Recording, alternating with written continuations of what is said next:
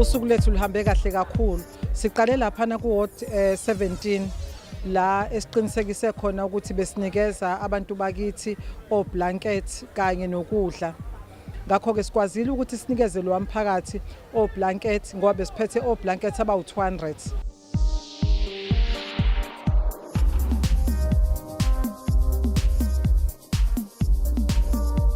Ngizothandwa ukubonga kakhulu kumama umeya wenze into enhle kakhulu ngokuthi asiphe ipontshi ngoba indawo yokulala besingenayo sidilikelwe wenze into enhle kakhulu ngithokozile kakhulu enhlizweni yami.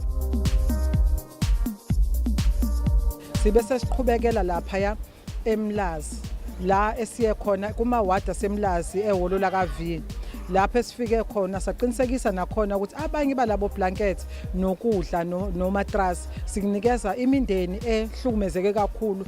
Ngakho ke sibonga kakhulu kumama uNocawe Mafu nethimba lakhe ukuza naloxhaso oluhle kangaka esihambe kuyisonto namhlanje singena siphuma sinikeza abantu bakithi. Asive sibongile asive sijabula engathi ngaphinda kwenzeke nakwabanye.